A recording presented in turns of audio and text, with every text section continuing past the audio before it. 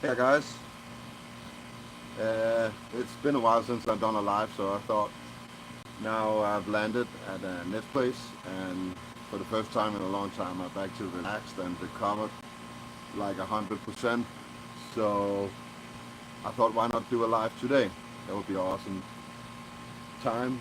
Uh, there's so much has happened.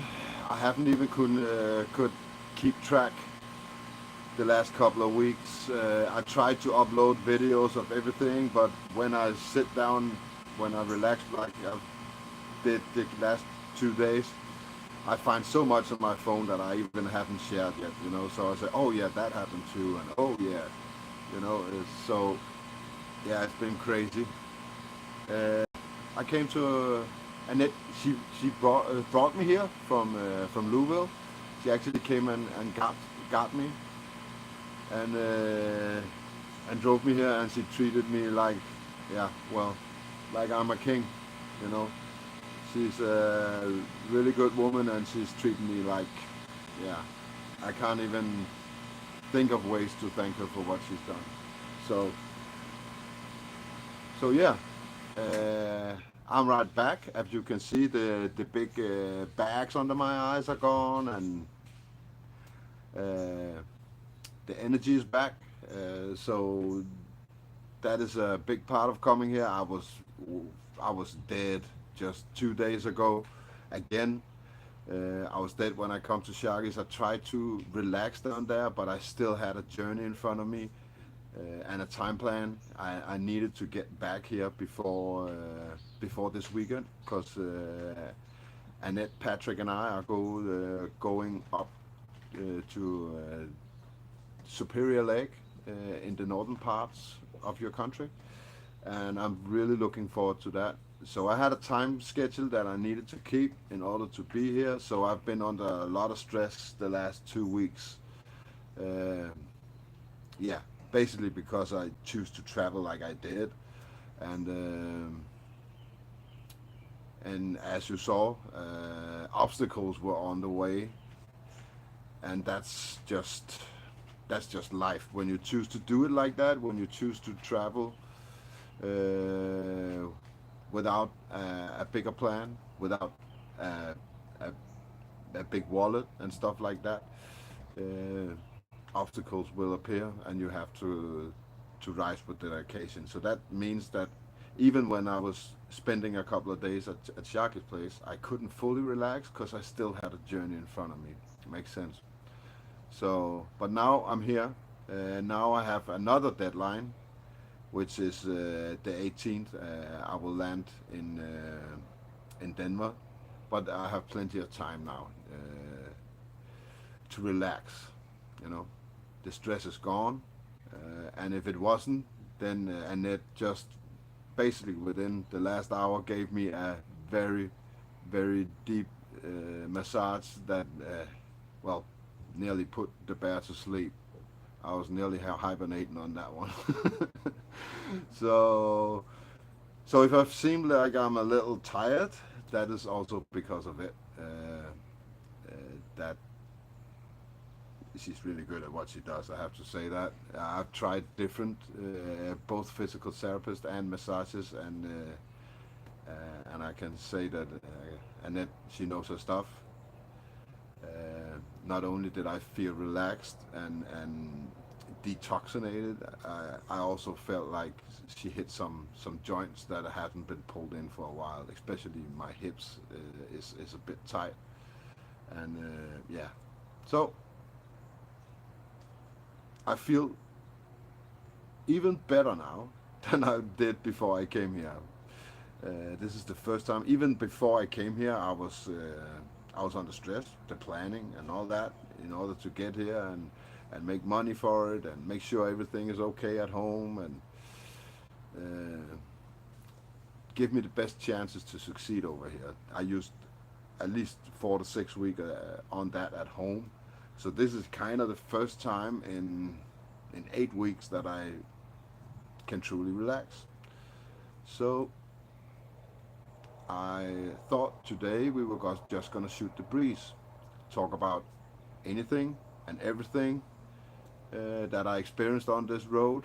Uh, what I've seen, good and bad, because I've seen both and I've seen a lot of it. Um, so yeah, today I don't know. Can I put? Is the chat up here somewhere? I can't see it. Sorry, guys. Just see if I can put the chat on the screen. Maybe it is. Maybe somebody just didn't write anything. I don't know. Oh, wait a minute. There we go. Yep. So,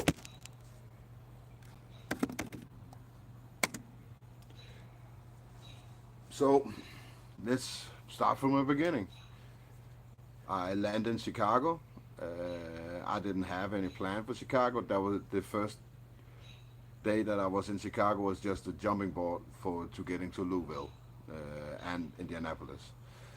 So basically nothing happened there. I slept in a motel and I made some videos and then I traveled on to Indianapolis. And Indianapolis is the first time I saw this trend that I've seen all doing the U.S. tour, and it is that a large group of your population has been left to deal with themselves and their problems. It seems like maybe there is help out there, but there's not enough for everybody, and everybody's just struggling. There's been a lot of struggle, and it's not. It was bad in Indianapolis. It was not that bad in Louisville, but it became worse from there. The further south I went, the worse it got. You know, I started seeing it, especially around Bowling Green and Nashville. It got worse again, and of course, when I came to Memphis, it was extremely bad. Um, you had it, basically you could feel like there is any street corner downtown contained homeless people at night. You know, even the big pretty building, universities and stuff like that, they stank like well, shit and piss. You know, so so that was kind of a bad experience. What used to be, and you can feel that when you come to Memphis, it's a big historic city. You know, there's a lot down there that's worth seeing. You know, but it doesn't. But you don't want to be there. You know, you want to see the good stuff, but you have no interest in being there because the city is very dirty. It's very what do you call it? Deteriorated. It's like they don't care about their city no more. There's no road work. There's no, everything's just left to rot. Basically, it seems like they've given up on both. That's what I saw in Memphis and in Atlanta. You know, I wasn't all the way downtown Atlanta, so I can't say anything about that. But just outside downtown was terrible. You know, the thing I was met with the moment I got off the bus was crazy. Crazy. People were yelling at me, "Come here," you know. That was beggars trying to get money. They start the conversation with, "Hey, you, come here," you know. I was like, "What? You better not ask me for money after that remark," you know. So yeah, that was pretty crazy. Um, of course, they did ask for money, and I just keep walking. Uh, if you can't even ask for money in a polite manner, then I'm not gonna stop because you might rob me. Yeah, what do I know? You know. So Memphis and Atlanta were the baddest towns I saw, but I also saw some outskirts in Arkansas and in Bama. uh, that reeked of a lot of drugs, especially what we refer as crackheads. You know, that I guess that's the American term for it. Um, hey there, Carrie Skates. Good to see you. And they are everywhere. The moment I landed, I landed in a small town, and when I was visiting Shaggy, and even in the bigger town of Birmingham, when I visited Johnny Cool, were infested with. I hate the term, but crackheads. That's what it was. You know, people that was, and there's two kind. That's the reason I call them crackheads, because there's also the fentanyl heads, and that's two different things. I've seen those two, and the big difference is the crackheads are kind of harmless, but constantly in your face and want things from you.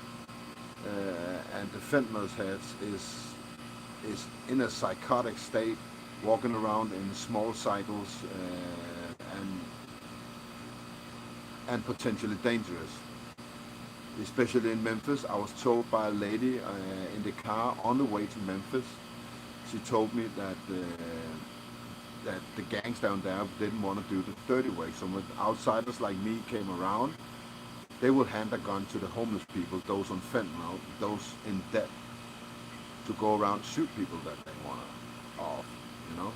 So, and anything goes down there. Just an outside face like me is a potential threat to them. So that's just the way it is. If they don't know you, you're a threat. They're basically playing by matrix rules.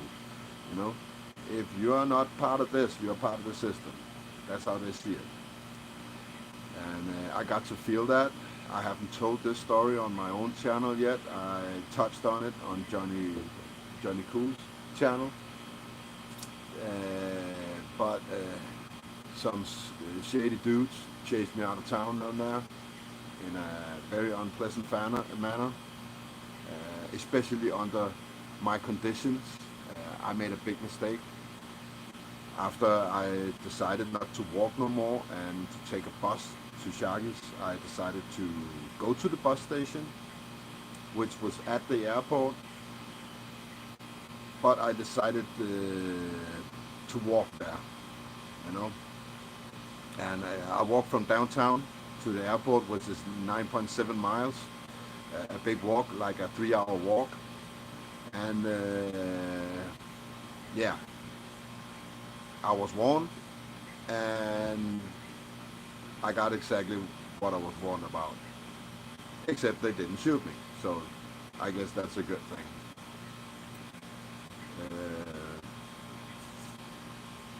I, I, I, I kind of think I would be more welcome in Mexico. There's probably a bigger chance I got shot in Mexico, but I'd probably be more welcome in Mexico than I was in Memphis. I felt it all the way out there. I didn't feel threatened the first half of my walk. Uh, some looked a little weird at me, you know, and they wouldn't, you know, the normal salutes and greetings that you get from Americans, they kind of went away the further I got down there. Apparently I didn't know that by the time, but I went through a pretty rough neighborhood. When I was there, I didn't feel that rough, but when I think back, I can see it, you know. After 2-3 miles, I'm the only white person around. Everybody around me, in the streets, in the cars, nowhere, everywhere, was black. I was the only white person left in that community. And I still saw hundreds of people around me. So, yeah, I was in a place where I probably shouldn't be. But I didn't feel this race thing. I've been in a race situation before in New Jersey in 1998, where people really didn't want to talk to me, and they called me all kinds of bad names. They called me Bear Claw and Snowball, and all kinds of stuff that referred to me as white. But I didn't get that in Memphis, so I kind of I kind of thought it was okay. Uh, but then the warning starts to come. The first sign of me being in the wrong place was I was at a little shopping thing. You know, there was like 3 or 4 stores and a parking lot, and a sedan pulled in front of me to the parking lot, and there was 2 kids in the back. And the girl, when she watched me out of the side window, she was plastered to the window, and she looked like she's never seen a white person in her life, or at least not in that neighborhood. She was like, huh? What? What? And then she turned to her brother and poked his brother and pointed at me. And when the car went in, they were both in the back window looking at me like I was Santa Claus walking down the street, you know. So that was kind of the first warning I got that okay, maybe I am in the wrong place, you know. And, and then there was a couple of other signs. The bus driver stopped and asked me if I was okay and whether I needed a ride. I said I'm good. She said, "Are you okay? Are you sure?" And I said, "Yes, I'm good." And she passed on. And I started looking for real around, you know, and I started seeing it because the people in the street weren't looking weird at me. They kind of looked away, didn't want to notice me, kind of like the Corona times. It was kind of the same thing. Or me walking around with a weird shirt they don't want to recognize. It was kind of the same thing. But then I started noticing inside. I looked inside stores and windows of houses, and now I saw it. They were staring at me. They were. You had clerks that's standing behind a counter with the back to the counter, looking out the window, and kind of talking to associate in the store about this weird dude walking in the street. You know, and I start seeing that everywhere. I said, "Oh shit, you better pick up your pace," and I did. You know, so I started walking faster and faster, but I still tried to. uh, Somebody wake up Sharky. There you go, Glenn. Hey there, Glenn. Hey, Carrie Skates. Is there anybody else in here I haven't noticed?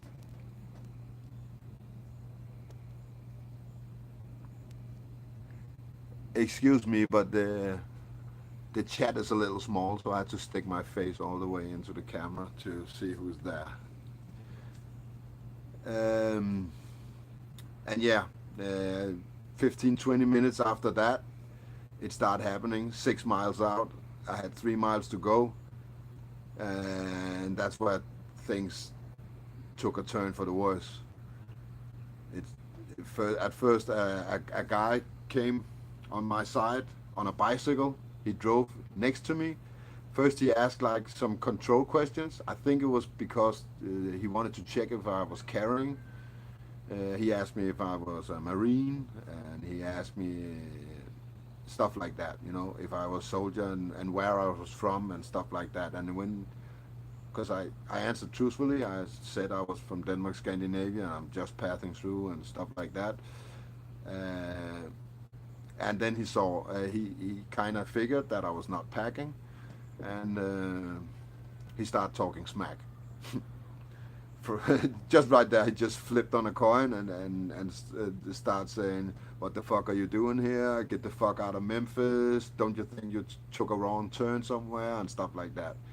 You know. So he was just talking smack for yeah about 5 minutes. I tried to just be neutral. That's also what I teach when I teach self-defense. Uh, don't be a target, but don't be a threat either. You know, you have to find that middle ground where you don't present yourself as an easy target, but you don't present yourself as a threat either.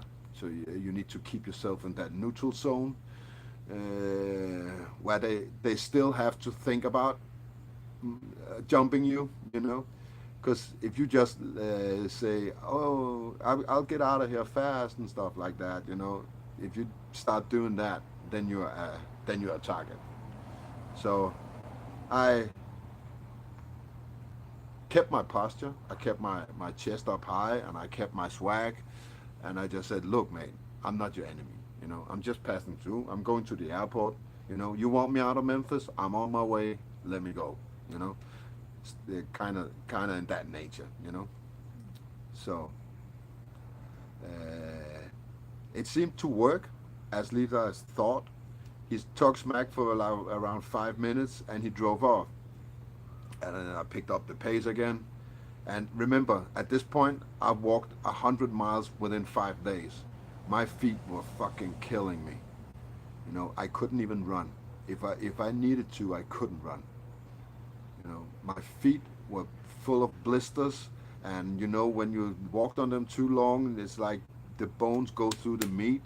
You know, my feet were killing me, and I was just trying to keep a straight face. Because on the sidewalk there, when I walked there was all kinds of small rubble, you know, every time I took a step, I could just feel that sting all the way up my leg, through my feet. And I just tried to keep that swag, because you have to, you know. The moment you show weakness, then you're a target. So all my effort just trying to maintain that pain, because it really did hurt just walking in that pace. Uh, yeah, uh, that was a hard pill to swallow. That's why I realized, fuck, if shit comes to show, you can't even run. You know, you have to stop and defend yourself. Uh, I pack my backpack. I always do that when I know there's guns involved. So the outside of my backpack was with all my electronic devices, my tablets and stuff like that, just like an extra layer of insulation. So if they shoot me in the back, I might just get out of that direct hit, you know. So yeah, I thought it was over. I picked up the pace, start walking, but a mile down the road, I come to a park system that I was supposed to cross. But right when I'm about to enter, I see that guy on a bike with two other guys on foot. I was like, oh fuck, you know. Now he's gonna tell me about this weird dude. And as sure enough, when they were talking, the other two start turning and looking at me. So, and no, I did not see Graceland. I couldn't wait to get out of Dodge, you know. Oh, I mean Memphis. Yeah, but they started. They came up on me. Yeah, the bike was still on the roadside, and on the other side there was another young dude, and an older guy, 40, 45 years, went behind me, around 10, 15 feet behind me, and now both of these young guys are talking smack, you know, and now they're even worse because they have the old guy behind them, you know. And he didn't say much, so I kind of figured right away that that was the guy with the gun. You know, he was backup. He was the guy who was just there to make everything go smoothly. So I knew that I wouldn't try and end this with a physical altercation, because that would end badly for me. I'm pretty sure that guy, he had a gun. So I just endure it. I just keep my head that way, and just keep walking the same pace, eating the pain, taking whatever they did, you know. The guy that was on foot on my right side, he started throwing Skittles at me. He had a big bag of Skittles, and he was just throwing it in my face, and while he was talking smack. And the guy on the bike, he drove in front of me, tried to make me stop, but I kind of swerved around him. So yeah, it was kind of getting ugly, I thought, you know. So at this point, I'm in full alert, you know. Any threat to my life uh, would have forced me to react. The guy that was on foot. He started carefully kicking me. He kicked me in my back, like 2 times under the back, so it flipped up, you know. But because he did that, I felt they were not out to hurt me. You know, that was kind of, even though they were very much in my face, that was kind of, I had a feeling that if I didn't do nothing, nothing would happen. You know, it, it, it felt like they were there to humiliate me, and if I tried to do something, they would hurt me. You know, but if I didn't, they would just humiliate me. So I kind of let him do it, you know. I kind of let him throw his skittles in my face, you know, talk smack, and kick my back a little. And all of a sudden, he just wailed. He took, and I felt that was a good roundhouse kick. So at least he's done some kind of martial art. He smacks a big roundhouse kick in my back from straight from my back. And I think he pulled 100% into that.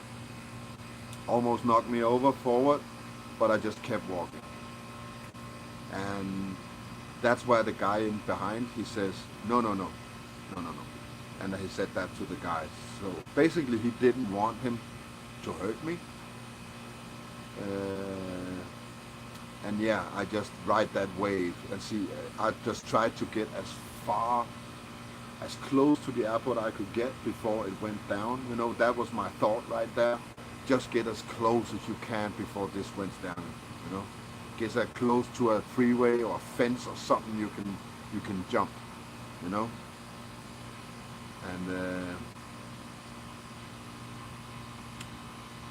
and when I got to the end of that street, we could see the interstate. And they kind of gave up at that point and turned around, and I was free to go. So in the end, it ended well. But if I at any moment have lost my cool doing that and turned around to any of these guys, I think I would have been shot. I truly feel that. So the calmness is your friend in this situation. Don't lose your cool. Stay calm, you know, and everything prevailed. So yeah, that was a little story I hadn't told you about Memphis. So when I came to that bus station, took my bus, I was glad to get out of Dodge, Memphis. And yes, you're right, Glenn, I'm not in Boston no more. Definitely not in Boston no more. Oh, Kansas, sorry. Yeah. I have, listen, I want to address Memphis. Here's the thing. When I come to a new place, I have good things, I have bad things to say, I have experience to share, you know. I have nothing good to say about Memphis. Nothing. At all. I spent a whole day there. I have nothing. It was all bad. This town has been left to rot in its own sewage. My first thought that came to mind was, what do you call it? Gotham, the city from Batman. That's what I felt. You smelled the crime on every street corner. You saw it in people's faces. Everybody was nervous and jumpy. Only all the way downtown during the day did you see rich people walk around because there were still hotels and stuff like down there. The moment the clock hit 4 o'clock, nobody. So don't go to Memphis. There's nothing there for you, you know, unless you drive straight to the Elvis Presley Graceland. That might be something to see. I was surprised. I was ready when I drove into Memphis and heard all the stories from the lady in the car, and I think I'll play that, or maybe make a video after. Straight after, I'll make a video about the lady in the car, the last 25 miles to Memphis. because she did warn me. She warned me in many ways. She even told me that she makes sure when she leaves Jackson that she's fueled up because she don't even want to stop at a gas station. That's how bad it is, you know. And of course, I thought that was exaggerated, so I didn't take too much notice. But after being there, uh, I don't think that is exaggerated. You are in danger. If you are not downtown from 9 o'clock to 3 o'clock, that's the safe zone. If you are out of downtown, you're in danger all the time. So another thing I would say is that it's not a race thing. I felt it, and then I got to talk when I got back to Memphis because after I was at Sharky's, I actually had to land in Memphis and grab another bus towards Atlanta and Birmingham, and and I talked to a couple of guys at the bus station because now they were not in the normal element, and they kind of did want to talk to me, and they told me it's not a race thing. It's outside of the thing. They have taken over town. They have taken over downtown. That's what he says. And anything from outside, they're afraid that the U.S. are ready to set in undercover cops and military personnel to reclaim the town. So that's how they see me. Now I get it. Now I get the questions about me being a Marine and stuff like that. You know, and for Christ, I was lucky I didn't say I was a Marine. I think that would have ended way badly, you know. And they see you as an outsider, not as a white man. So it wasn't a race thing. But when the neighborhood I was in, it was very clear to see that I was an outsider because I wasn't white, of course. So I think you will have more success coming outside as a black person or Mexican. There were Mexican people there too. So I think that would help. But in a big stroke, nah, don't go to Memphis. It's a bad place. And I thought it was the worst place that the United States had to offer until I got to Atlanta, you know? Because that was even more apparent. And Atlanta is just so much bigger than Memphis, you know? And yeah, that's kind of my experience about the South.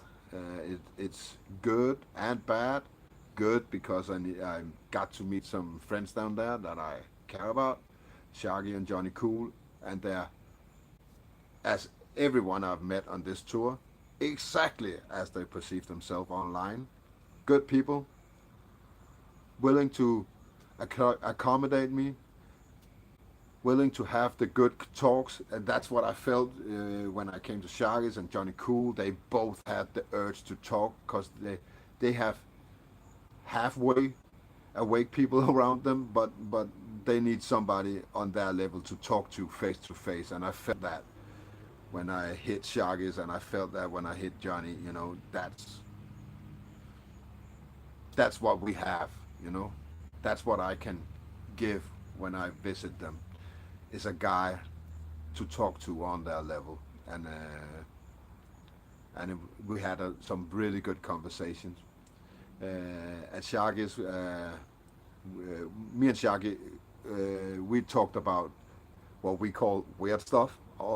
Basically, ever since I came to, I left 2 days later. It was I had some very weird experiences at Shaggy's. Some of them bordering supernatural stuff.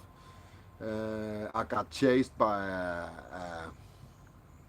a plastic can in his kitchen and stuff like that. You know, that is a story for itself. But yeah, I experienced shit that I haven't experienced before down in Arkansas. That was a rhyme right there. Um, and I talked to Sharky about stuff like that, and he had a friend, Rachel, on the phone, and we talked about supernatural things as well, and psychic abilities and stuff like that. That's also an area I'm very unfamiliar with, but I'm willing to take that conversation. And we had some really good talks, and I learned a lot of new stuff uh, that I have to look at when I come home. And that's what it's about. That's why I do it. That's why I went there, because we can have these conversations without worrying about YouTube, without worrying about a comment section, all that. We can just sit face to face and have a conversation. And I've been very blessed doing this tour to have a lot of good people like myself to have these conversations with. I met with Danny and with Mike, like the same deal. Exactly the person that I met online. I love them both to death. They are just good people and treated me really well. Until a point where I'm almost embarrassed, but I get to that point very fast, where I'm normally not a guy that likes when people are doing things to me. I'm the kind of guy that do things for other people. And everyone over here had greeted me with open arms, taking me to their favorite restaurants, and yeah, I can't thank you guys enough over here who has been in my way, taking me into your homes, treated me like family, and uh, and that's why I know everything we had online is real, and which is also a part of this journey to see if that is real. You know, we meet up every weekend. You know, sometimes 2, 3 times a week we meet up online, and we think we know people, but we don't really know. Until you had that face-to-face experience, you don't really know another person, right? So it was a big load off my chest coming over here and be treated like family, just like I've been treated like family in the chats, no matter where I go online.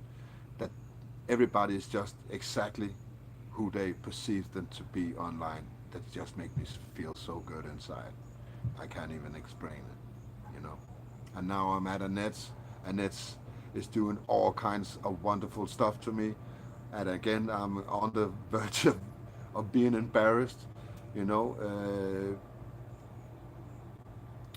But it's a two-way streak, I guess. And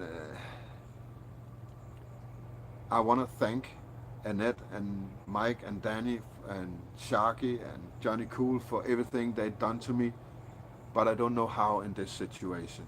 So instead, I just present my company. That's all I have to give right now. But this goes a long way. And everybody I've met over here, face to face, can anytime take a plane ticket to Denmark. That's all they need. Then they call me. I'll set you up. I'll set you up with a room. I'll set you up with dinner, food, everything you need. Coffee in the morning, everything. And that goes for everybody that I've met on this tour, face to face. I like to meet face to face with people before I do stuff like that. But every person I've met here, face to face, is welcome in my country, and I will take care of you like family, like you have taken care of me. So, yeah, that out of the way. Let me just check that chat right there. See if somebody. I kind of devoted this chat like a Q&A thing, so this live. So if you have any questions about my journey and everything that's happened in it, you're willing to ask. You're willing to ask why I do stuff, because I do some weird stuff, that many people think is weird. When I have the opportunity to travel by bus, that I choose to bring out my thumb. Because for those who haven't heard, maybe Glenford Boston, I don't know if you've seen him, but I took a trip from Louisville to Memphis on my thumb. That's 600 miles in 5 days. So I'm kind of proud of that. That was the mission. The mission was 4 days, but but the reason I couldn't make that was because the the closer I got to Memphis, the harder it was to get a ride. So mission accomplished. Mission accomplished. I actually managed to go from Louisville to Memphis in 5 days, spending only $12. And let that sink in for a second. I spent $12 of my own money going from Louisville to Memphis, and that's including food and everything. So that was a test. I used to travel like that. When I travel around Europe on a bicycle, I could live for €3 a day, which is around $3 today. That back then, you know, $3-4. That's what I needed every day to live in Europe.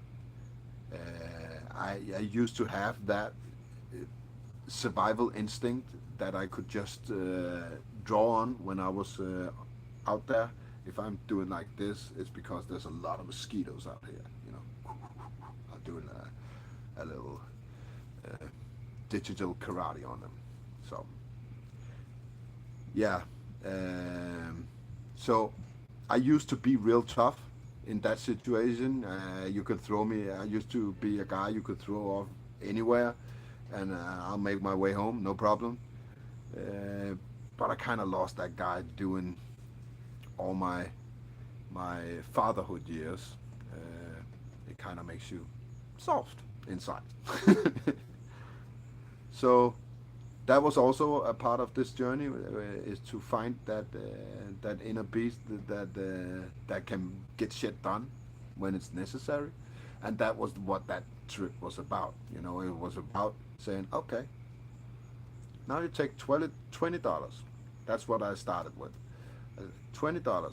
That has to last until Memphis. So the faster you get there, the more dollars you had a day. You know, the more days you spend, the less dollars you had. So I kind of put pressure on myself that way, and that's what that trip was about. It's all about just testing myself, see if I could get back to that mode, and I did. Uh, it was exactly that guy that got me out of Memphis. So that was without even planning it, it was kind of the ultimate test. In the end, I was beat, I was drained from energy, my feet were killing me, my legs were cramping up, and I ended up in that situation, and I got out. So mission accomplished. Now it's time to enjoy myself. Uh,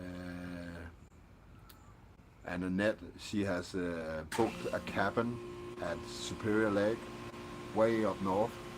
We're gonna join. We're gonna pick up Patrick on the way, and we're gonna meet up with a guy called Lucky, which is also a truther that I haven't met before, that I haven't talked to before. So I think that would be very, very interesting. I know he's a flat earther as well. So yeah, I love talking to new people I haven't talked to before, if you can. So so I'm very excited about that.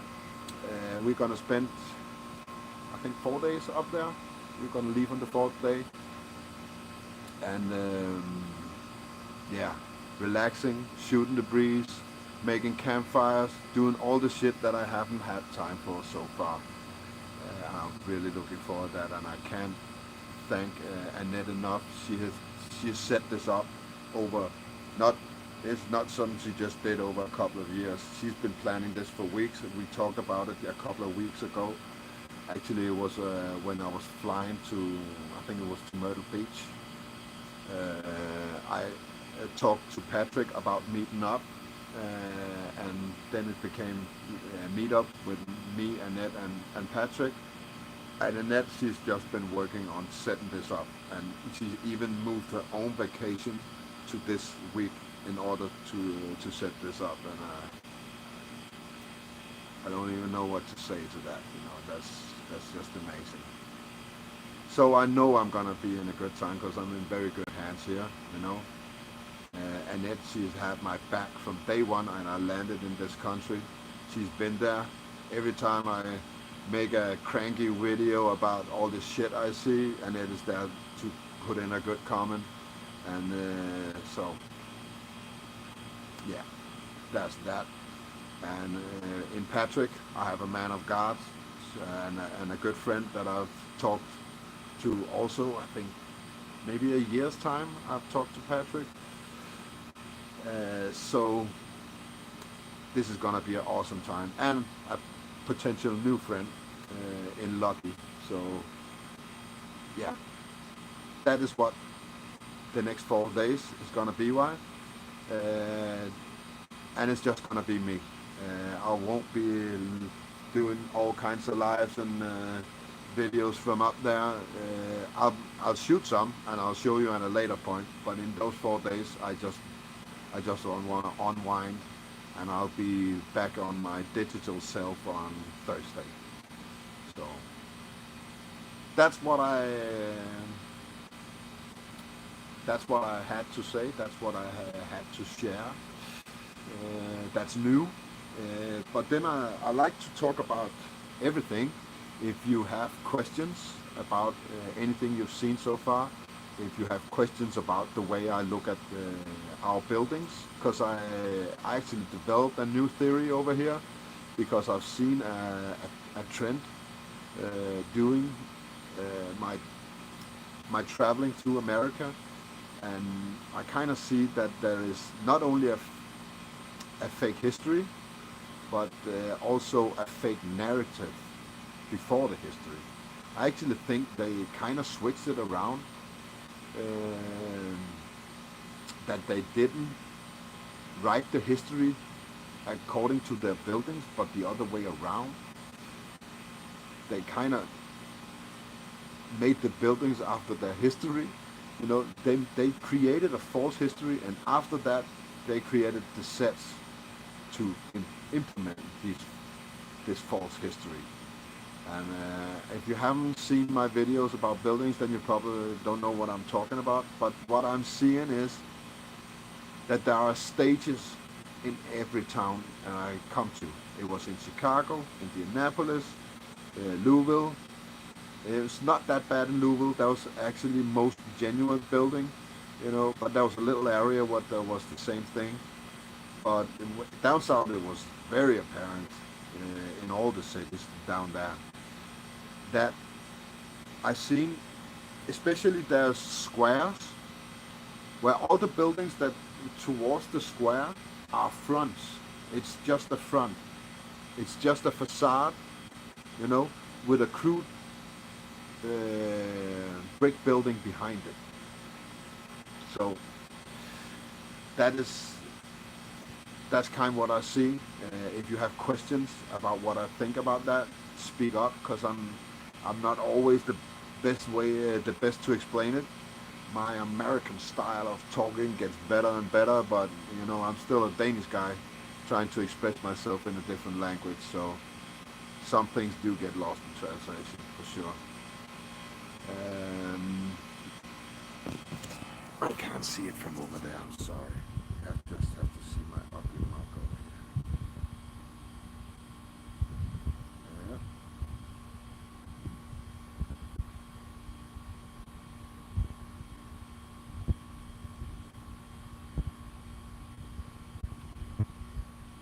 Oh shit. That's a whole chat I haven't seen here. Oh my god, I was on the wrong chat. Sorry. Oh shit. Okay, I go back. Hey there, Algo. Good to see you, Mike.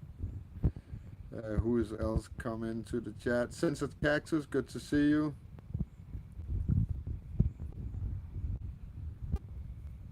I was on live chat, but apparently I had to go to top chat to see all you guys because you're top notch people. That's why, I guess.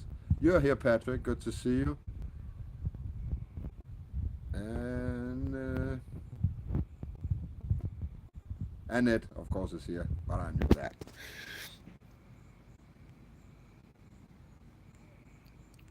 Anyone else? Mm,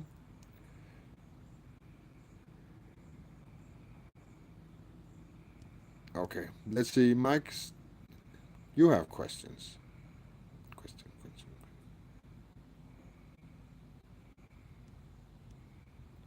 See if I can find any questions.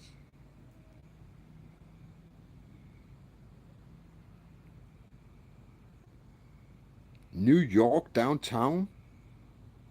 Are you for real, Glenn? I can't even imagine that would be worse than Memphis. That's crazy, if it is. Have you been in Memphis recently? It's not the town it used to be. It's totally taken over by gangs.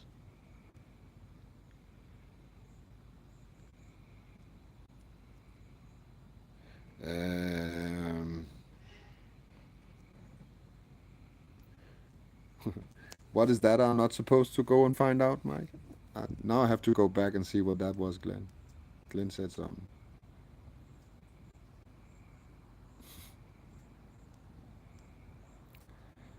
Can I make this chat bigger? It's very small. I can put it on here. That's what I can do. How stupid am I? I got a laptop right here.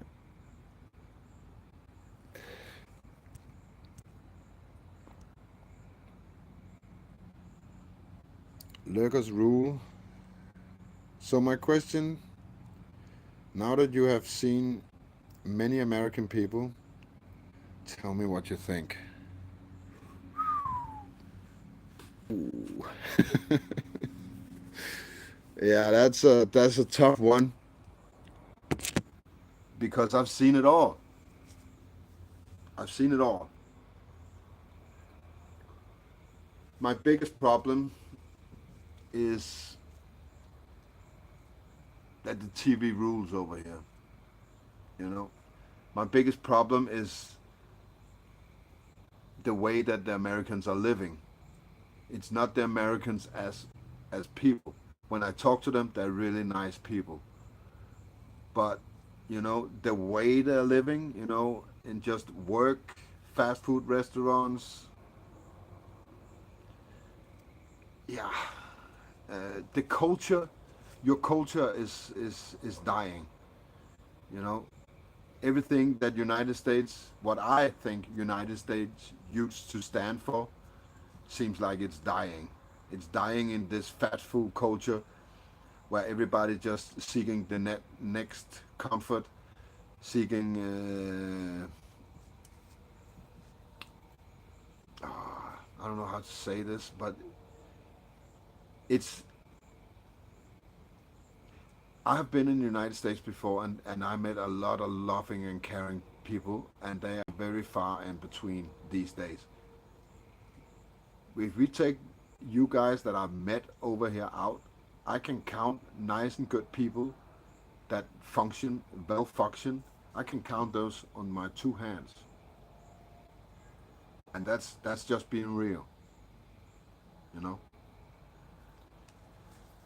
people over here have lost.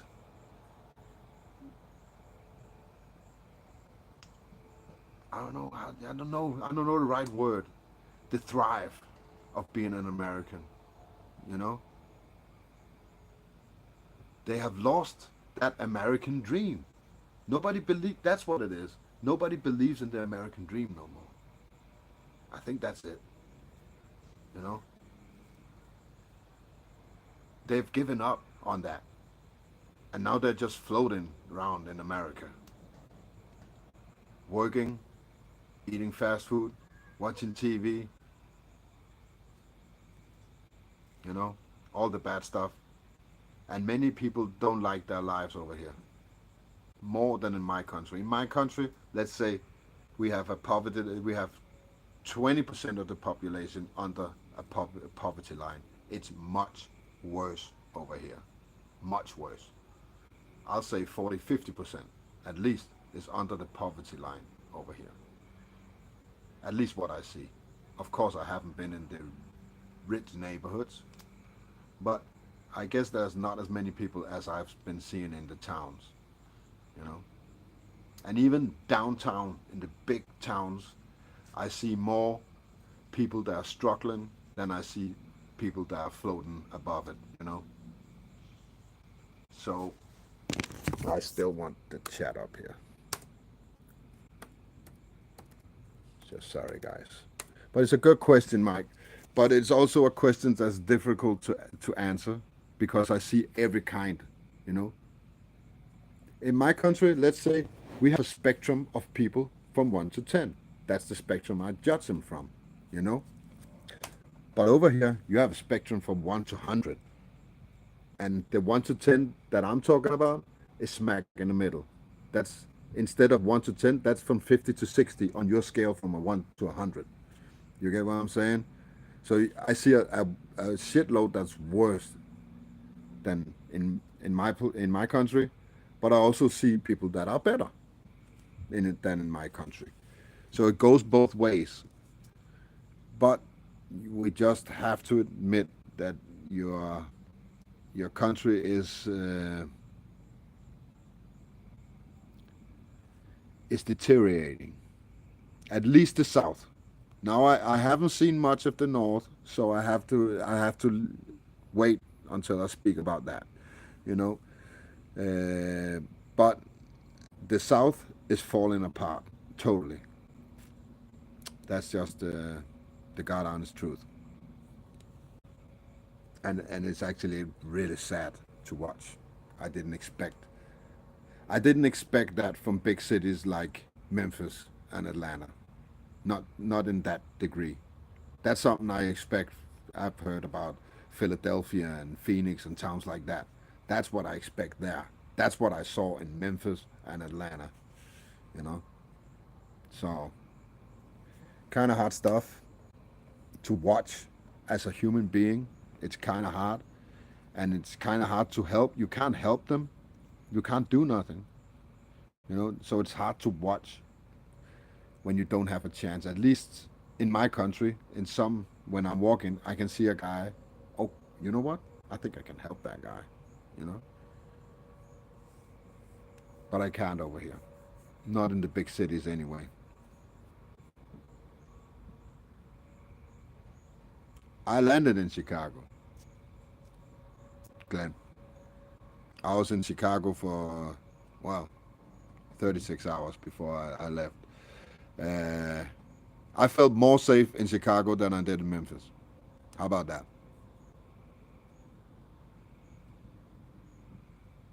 I walked the streets at 2 o'clock in Chicago, and I didn't feel threatened. I wouldn't even dare to do that without a weapon in Memphis.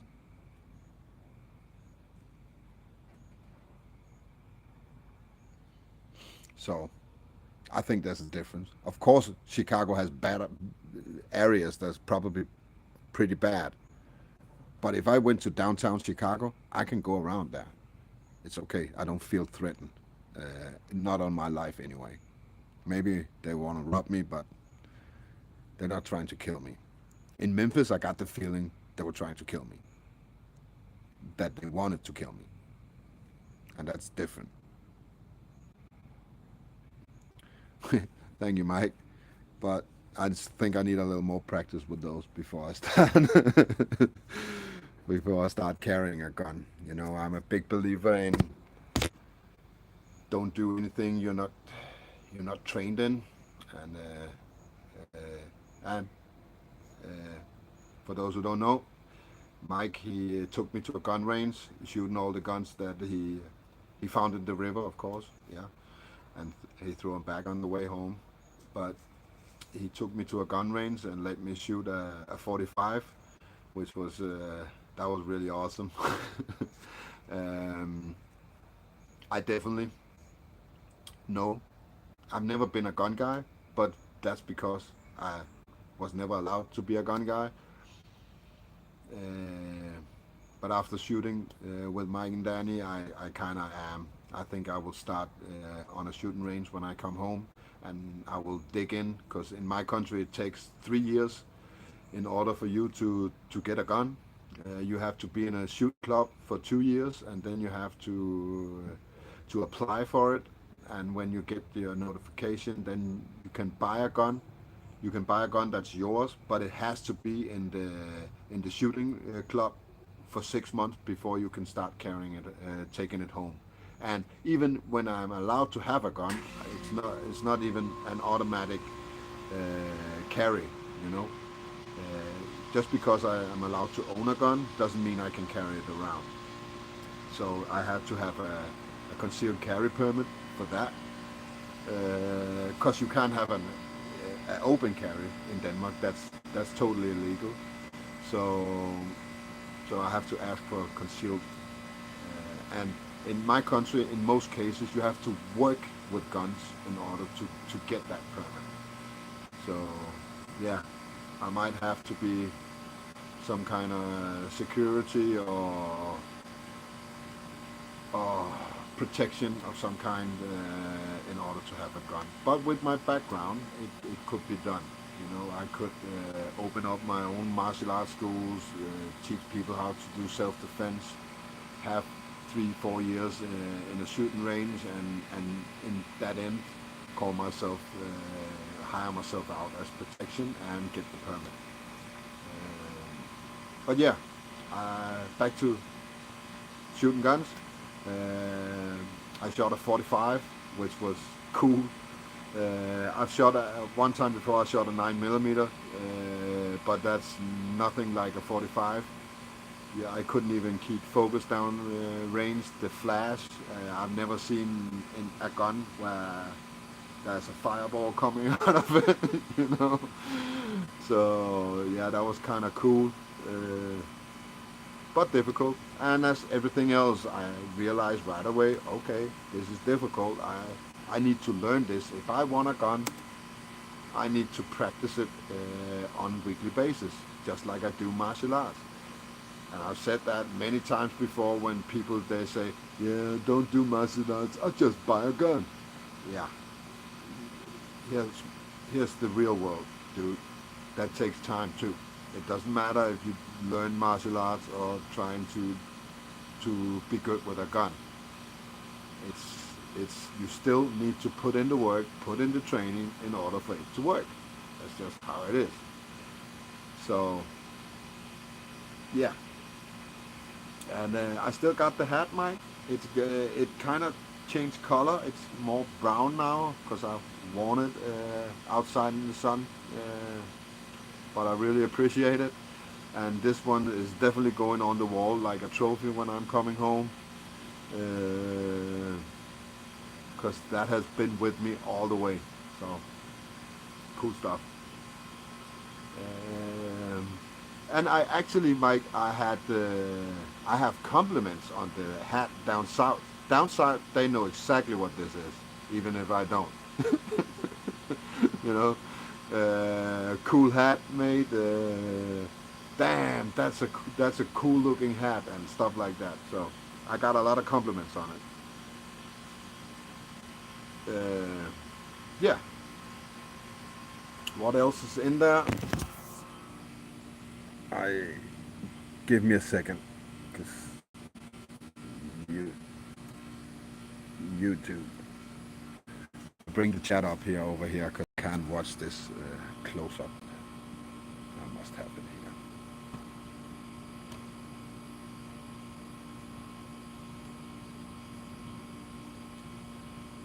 There we go.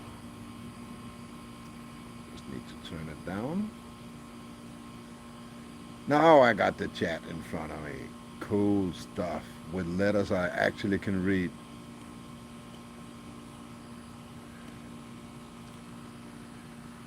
Ah, let's see what you're saying. Oh, I have a mouse too.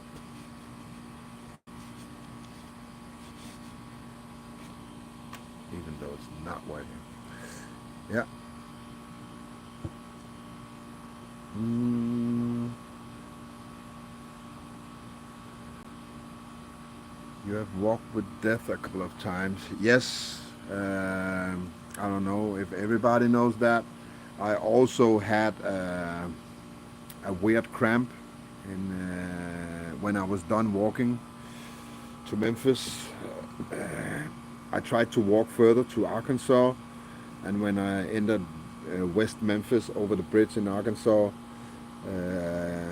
I got a very, very, very nasty cramp in my arm, and I kind of think it was the beginning of a stroke. So also there, I could have looked death in the eyes. I've never experienced my arm just curled up like this. Let me put you here. First, my thumb. I was sitting. I was eating. I ordered a breakfast, and all of a sudden, my thumb just went in like this, and I couldn't pull it out. It just got stuck in there, like a little claw, you know. And I tried to pull it out, and every time I let go, it just went like this, and I got real scared. What the fuck is this, you know? And I had a little railing here, so I took the thumb out and I hold the railing like this, and then the arm started contracting like this in the elbow instead, bending here. And when I let go of the railing again, the thumb went in and my arm did like this. It was real bad. Immediately I straightened that shit out, grabbed the railing again, and I just hold on tight for dear life, you know, and tried to stretch it and all kinds of stuff. It felt like eternity, but I think it was about 30 seconds or something. But something was terribly wrong in that instance. Um, After those 30 seconds, I still felt it, like the soreness in my muscle that was contracting, but it went away. It it didn't feel like a blood clot or anything like that. Uh, I've overworked myself, and I think a lot of it has to do with dehydration, basically. I was dehydrated for a long time. When I went from, I walked 40 miles the day before from Jackson to Memphis, and I was basically dehydrated most of the day. I went from interstate exit to interstate exit, you know, and hydrated in between, but it took like 2 hours between every exit, you know, and I got dehydrated in the meantime. So it was it was bad. It was real bad, and that's what did it for me. I said, okay, you're done. I immediately that was a big sign from my body saying, you're done, mate. Stop. So I stopped my tracks, and that's why I backtracked. And 8 hours later, you know, I'm on my way to the airport, putting myself in another bad spot. That's yeah, that was real stupid. Looking back, it was real stupid. But I got through it, and I'm done with it. I'm done. The testing myself is over. The taking the note on the pulse of America is half over. I've taken the pulse on the south. Now I'm gonna take the pulse of the north. We are going north now, and after, when I come back to St. Louis, I will go west through Kansas and end up in Denver and be with Josh Fathead through his jamming on the plane. So now I'm done with the south. Now I want to explore the north, and when I'm done with that, I can, yeah, and with alcohol, of course. If you're still in Denver, are you still in Denver until to that time, Mike? Then I will be arriving the 17th or the 18th. I will be in Denver, and I will be there until the 25th. So I'll be there. I'll be in Denver around a week. Yeah, good to hear, Mike. I'm looking forward to that. Nice. So yes, what else is there to say? Yeah, and I must say, when I'm done exploring the north, when I'm coming to the end of this journey, I'm looking forward to come home. Um, and I'm not coming back anytime soon.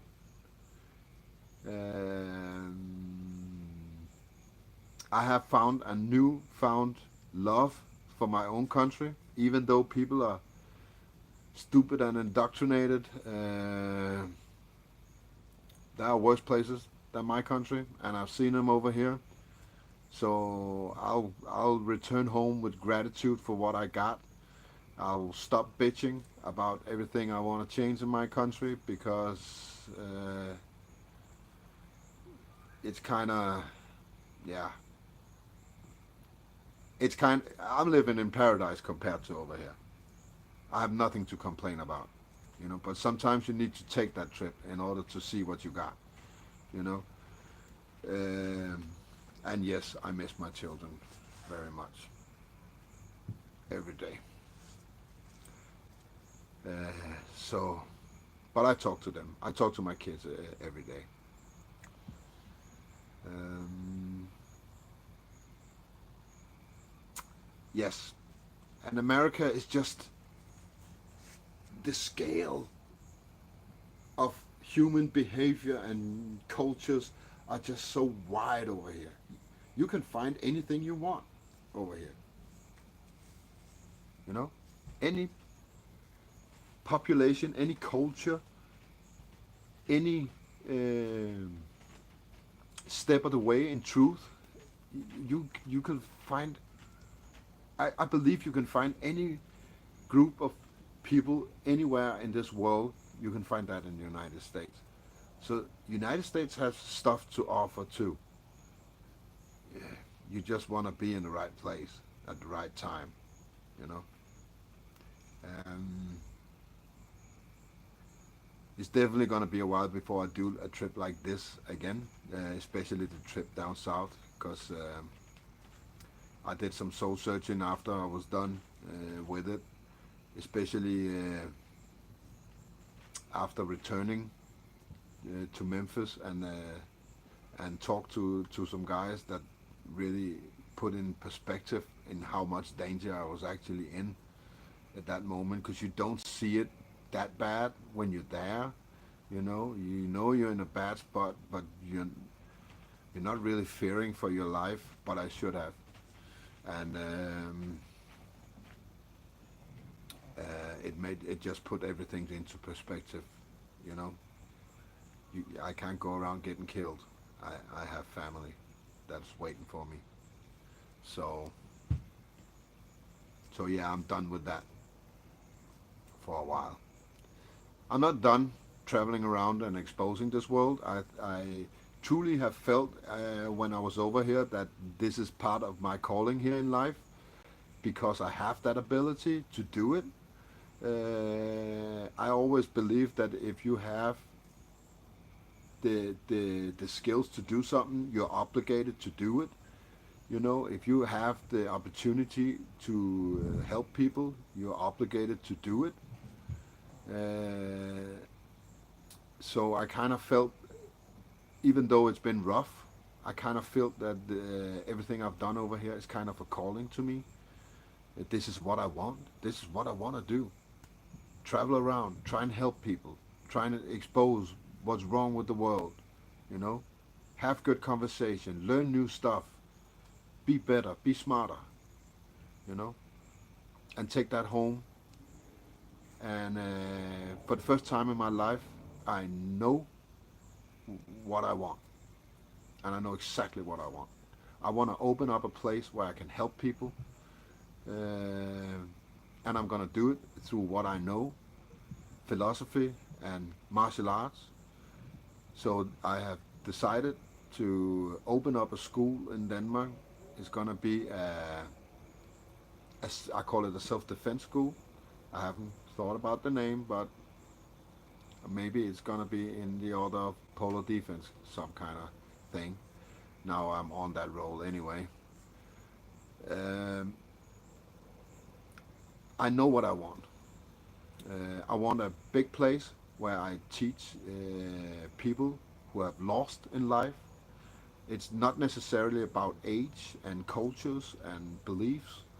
It's gonna be people who have taken dives in what we call life, people who have reached rock bottom, people who have been sitting in the couch too long, people who want something better than they have but don't know how to do it.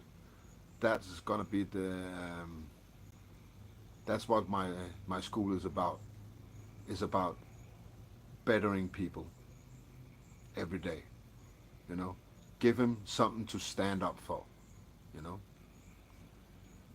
I decided that in in Birmingham while I was sitting down there. I've thought about this a couple of times, but never really put anything into it. But I really went through that thought when I was sitting downtown Birmingham after I visited Johnny Cool, and everything just fell into perspective with all the experiences I had behind me over here. And for the first time, I know exactly what I want, and I know exactly what I do and what my purpose is. So thank you, America. Thank you, everybody who has supported me on this trip. You have given me just as much as I give you, if even more. You know, so uh, I have not much else to say. Give me some more questions I can work with. Then we keep the stream alive. Otherwise, I will cut it short soon. I, yeah, I'm very grateful for everything and everybody who has been part of this. You know, and I know I upload a shitload of videos, and all of them, not all of them, is exciting and stuff. But it's just because I don't want to forget. So every time I see something, I just talk to the camera, put it up there. Then it's at least it's there. I can sit and I can look at it when I come home. Hey there, Shaggy. Good to see you, mate. Just getting here, S- saying hi to all. Yes, hey there. And hey there, Sinwin. Been a while.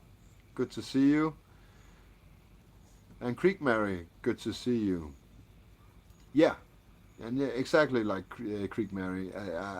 It's like a diary to me. I just talk to the camera and upload it so I know it's safe. Because my camera can only have so many videos in it. So at some point it gets full and I have to upload shit.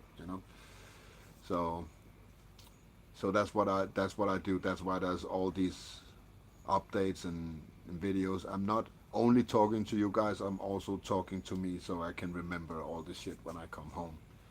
Because I have a lot of videos. When I come home, it doesn't end there.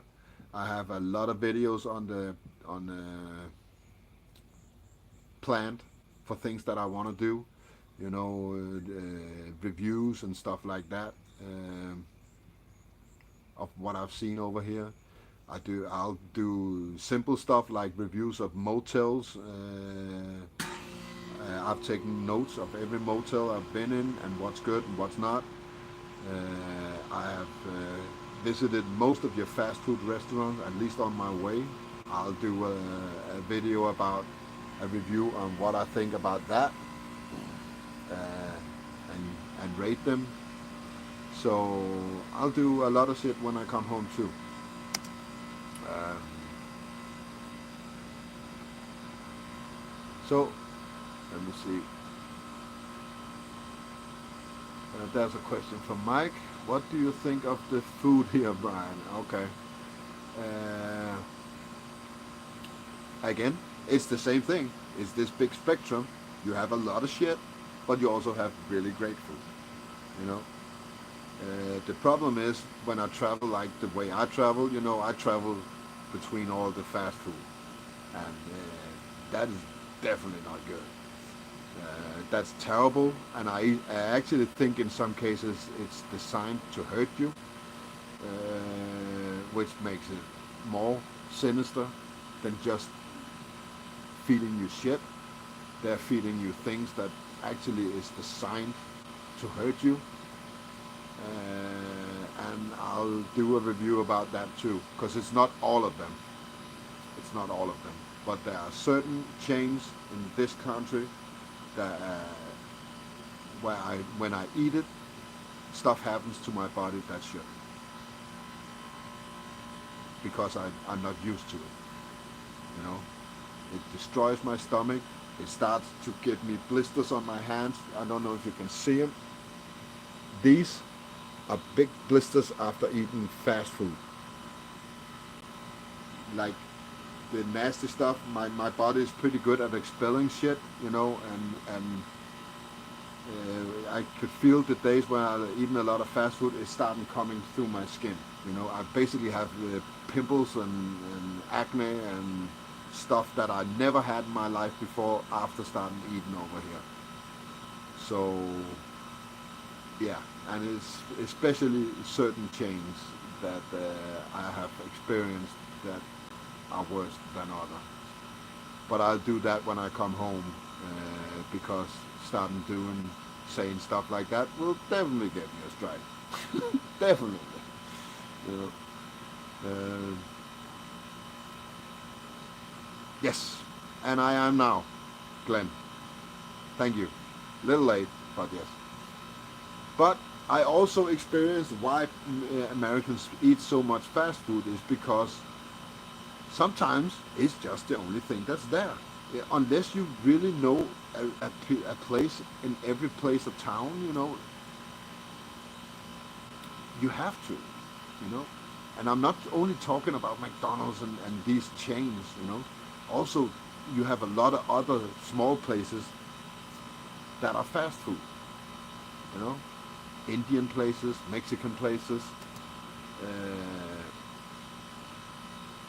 that are not chains, but still deliver fast food. And they're not just trying to hurt you, but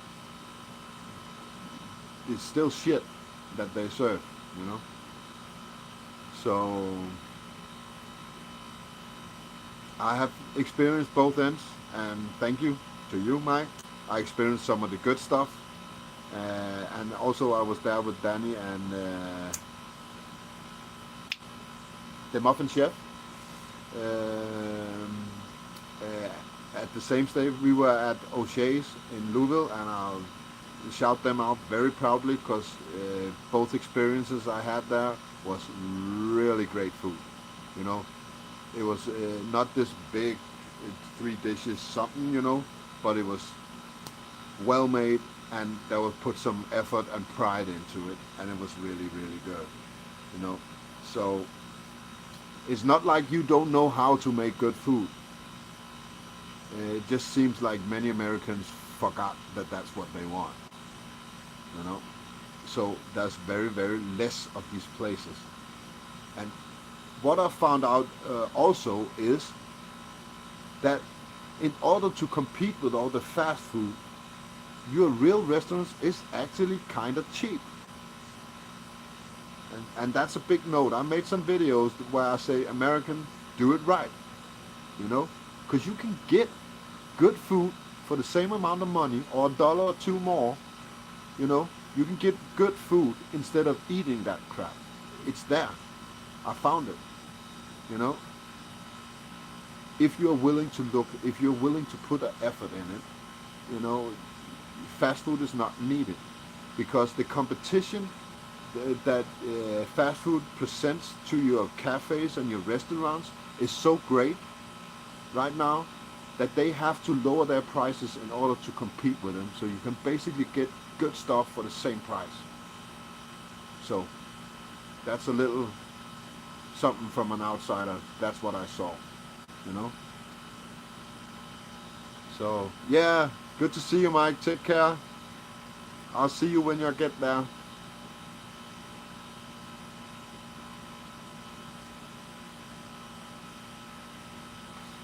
So yes, this is my experience. This is my American experience. I have learned a lot, and I have accomplished everything that I came for actually at this point, except going to jamming on the plane, which is also a big thing. But besides that, I have accomplished everything I came for, and I still have 2.5 weeks left, almost 3 weeks left. So Amazing, amazing. It did cost a little more dollars than I expected to stay over here. For those who are interested in that, at this point I have spent everything that I have. I have like $200 left. That's it. I started this trip with $4,500, so that's how much I've spent on everything, on traveling. It's about $4,000. So yeah, but worth every penny of it. I enjoyed it, and I'll do it again someday, but not right now.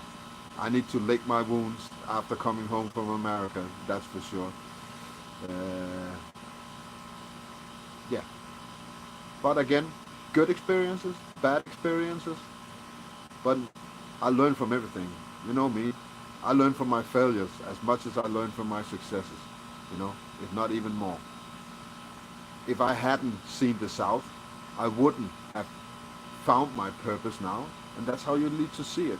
That purpose I found when I was sitting there in Birmingham, everything just fell into place. This is what you want. This is what you want to do, you know? And I wouldn't have that experience if I hadn't traveled around and seen all the shit that I had, you know?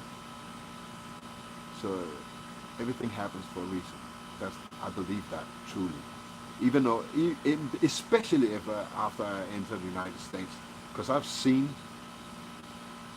shit happen at exactly the right time, uh, more than once.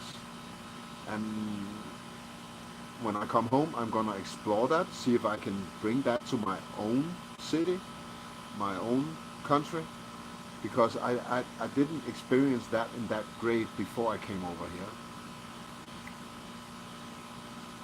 Nope, I'm not back home, Shaggy. I'm in St. Louis right now. I said, when I'm gonna come back home. I'm in St. Louis. I'm not going home until I have a my ticket home is on the 29th of June. I'm leaving Chicago the 29th of June. So and I'll have the last couple of days because I travel from Denver to Chicago on 25th, so I have kind of 3 days in Chicago as well. And I know what I'm gonna do in Chicago, because everybody's saying it that Chicago is the worst town of them all, and I'm gonna go out there, and I'm gonna see, because so far I think Memphis is the worst town of them all. Uh, but yeah, you had a brain function. That's a cool word, Johnny. I love that. uh, yes, I know that, Glenn. I know the places I don't want to go to, but I don't compare, the worst places against the worst places. I compare downtown to downtown. I compare that there is a safe zone that everybody should be able to be in when they're traveling as a tourist in a city, you know. And and I can say without a doubt in my mind that downtown Memphis is not safe. Even though you can feel relatively safe from 9 to 3, but anything else than that, you're in danger. So if I can feel safe in Chicago downtown, then I consider Memphis to be worse than Chicago. That's how I put them up against each other. You know, I believe that a certain area that they call downtown should be a safe zone for tourists in order for to claim that your city is safe. You know, that's the least you can have. So I have no doubt that there are areas in Chicago that are worse than Memphis. Of course there is, and everywhere else. But that's not how I'm judging it. You know. So yeah, but again, I will also do that. I will make uh, top 10 over good things I've experienced in city, and top 10s over cities that I think are the worst, and I will do all that when I come home, and I have reflected a little more on it. And I also don't want to do stuff like that now because it's a little early, you know. I haven't seen the whole of US yet, you know. So it's a little early to judge the whole US from the south and from Louisville and yeah, basically Illinois and down to the south. So I have to see a little more before I judge American as a whole, you know. But everyone I've met over here that's, that I know has been the best people I've met over here. And that should tell you something right there. And I'm not only saying that because I know you, you know. You are the cream of the cream in the US. Everybody else is beneath you in my book. Yeah, I said it. So uh, there's a world between good guys over here. I can walk miles without seeing a person that I can talk to. So yeah, you're moving to Denmark. Yeah, you'll definitely feel safe there. And that's also a thing I take home with me. When I come to home to my country, you, they can do whatever they want. There's nothing in my country that can hurt me. And kind of like the same feeling I had last time I was in the United States. When I come home from this, I'm just gonna say, "Ha, bring it. I don't give a shit. You can't hurt me. I've seen the worst of the worst, and this is not it." So, yeah, that's basically everything I have to say today. Thank you for listening. Um, and I'll go inside and talk to Annette again because we also have good conversation. Um, and that's what it's all about. I'm gonna pull the plug for the next 3 or 4 days at least. You're not gonna hear from me, but I promise you I'm in good hands with Patrick and Annette. They're gonna take good care of me. I have no doubt, and I'll tell you all about it when we get back. So this is the Polar Bear signing out. Peace to everybody and love to everybody that I know that has been following me on this trip. Uh, love y'all. This is the Polar Bear. Over and out.